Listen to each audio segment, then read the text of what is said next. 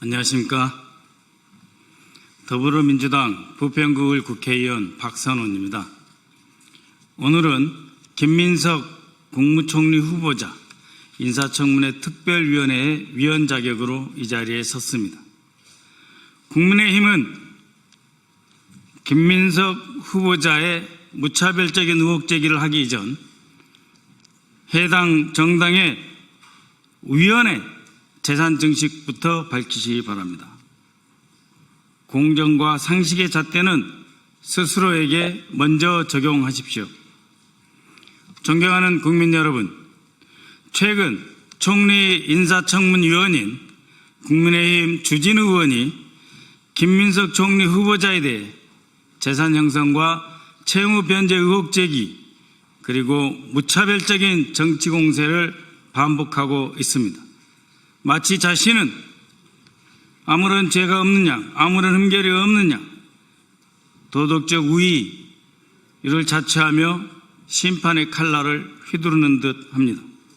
그러나 정작 주진우 의원 본인 자신의 재산 형성과 사인 간의 채무 등에 대한 의혹은 해소되지 않고 있습니다. 오늘 이 자리를 통해 몇 가지 점을 분명히 지적하고자 합니다. 2024년 4월 26일 기준 공직자 재산 신고상 주진우 의원 본인 재산은 엄청납니다. 본인과 가족 명의로 신고된 재산 액수가 무려 총 70여 원에 해당합니다.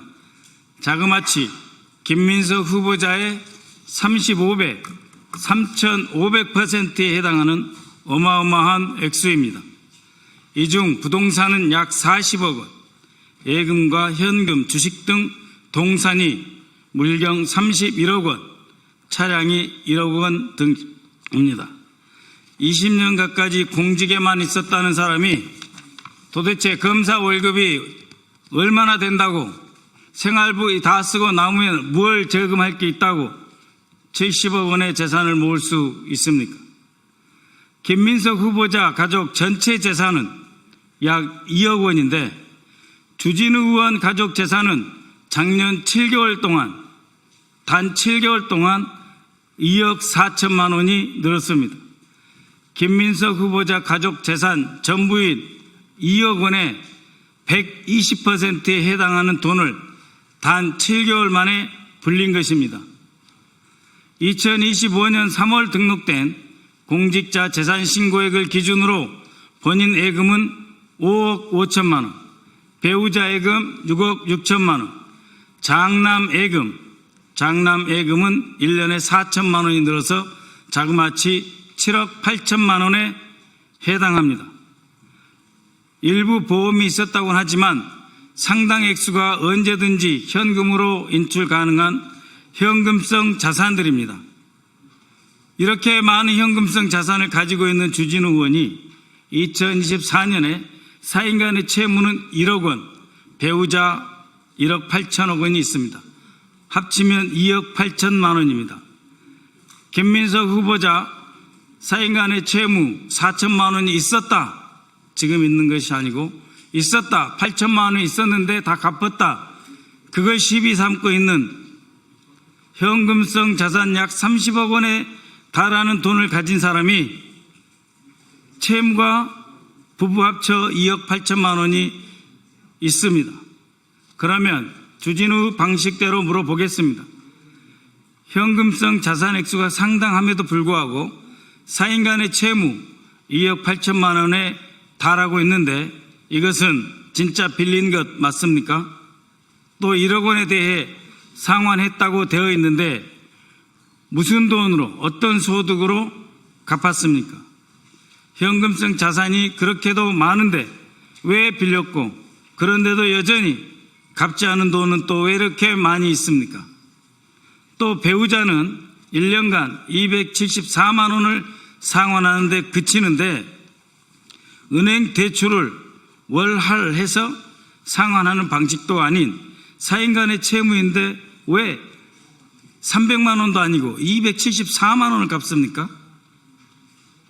위장 채무입니까? 진짜 채무 맞습니까? 주진우 의원과 가족들이 보유한 상가, 예금에 포함된 현금성 자산 등에 대한 상세한 재산 형성 경위를 알 수가 없습니다.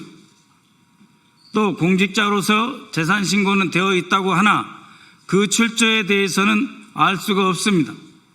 혹시 정치권 입문을 앞두고 그에게 후원금을 예금으로 돌려 보관하고 있는 것은 아닙니까? 이에 대해서 검찰은 인지사건으로 수사하지 않고 뭘 하고 있습니까? 서로 봐주기 하고 있습니까? 또 주진우 의원의 아들 2005년생으로 김민석 후보자의 아들과 같은 나이입니다. 2005년생 주진우 아들과 2005년생 김민석 후보자의 아들 같은 나이인데 벌써 주진우 의원의 아들은 7억 4천만 원에 달하는 예금을 가지고 있습니다. 예금 200만 원 신고한 김민석 후보자 아들보다 370배에 해당하는 돈입니다. 조부의 증여에 의해서 형성된 것 아닙니까? 정상적이라고 자신할 수 있습니까? 조부의 증여가 맞습니까? 주진우가 김민석 후보자에게 조롱하는 용어를 빌려 쓴다면 할아버지가 스폰서입니까? 김민석 후보자는 모든 재산 증식을 세무신고 등 합법적 절차에 따라 진행했으며 그 내역도 제출하고 있습니다. 차용증 사본도 언론을 통해 공개하고 있습니다. 그렇다면 주진우 의원도 본인의 재산 증식 과정과 사인 간의 채무 그리고 그 차용금에 대한 차용증을 국민 앞에 낱낱이 공개할 의사가 있습니까? 모든 것을 다 해봐야 김민석 의원 재산 2억입니다. 거기 어디에 부정부패가 있습니까? 김민석 총리 후보자는 젊은 시절 이른 나이에 정치권에 입문하였습니다. 서울대 총학생회장 출신으로 386 세대의 대표 주자로서 주목을 받았고 30여 년 전인 2002년 민주당의 기대를 안고 서울시장 후보로 출마하여 화려한 정치적 조명을 받기도 했습니다. 그러나 그 이후 그의 정치적 여정은 결코 순탄치 않았습니다. 젊은 시절 시작한 정치였지만 그 누구보다도 험난한 가시밭길을 걸었습니다. 오늘 총리 후보자 자리는 그 지난한 세월 동안 스스로 역경을 이겨내고 극복한 과정에서 쌓아올린 노력의 결과물입니다.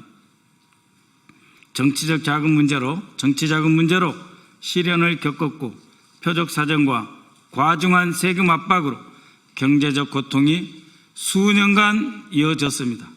전세금을 털어서 추징금을 갚고 매달 숨막히는 그 무거운 중가산세에 시달리며 신용불량자 신세까지 떨어졌습니다. 낙선과 정치 복귀를 반복하며 수많은 좌절과 실패를 맛보아야 했습니다. 화려하게 시작했지만 결코 쉽지 않았던 시간들, 그 시간 속에 누구도 김민석 후보자가 정치적으로 재기할 수 있을 것이다 라고 생각조차 하지 못했을 그럴 시간들이었습니다. 그러나 포기하지 않고 묵묵히 견뎌 마침내 국민 앞에 다시 선 사람, 그것이 오늘 우리가 바라보는 김민석 총리 후보자의 모습입니다. 그 긴 시간 동안 그는 누구보다 외로웠습니다.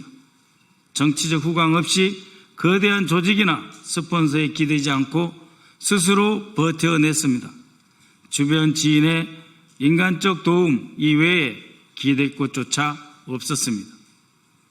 정치적 미래가 불투명한 시기에도 끝까지 책임을 회피하지 않고 모든 추징금과 세금을 완납하며 자신과 가족을 지키기 위해 싸워온 사람입니다. 김민석 후보자는 과거 사건에 대해 사법적 심판을 이미 받았습니다. 처벌받을 만큼 받고 고통받을 만큼 받았습니다. 벌금형을 수용하며 법적 책임을 졌습니다. 전세금을 털어가며 2억 원의 추징금을 성실하게 납부했고 동일 사안에 대해 매월 140만 원에 달하는 중가산 증여세도 납부했습니다.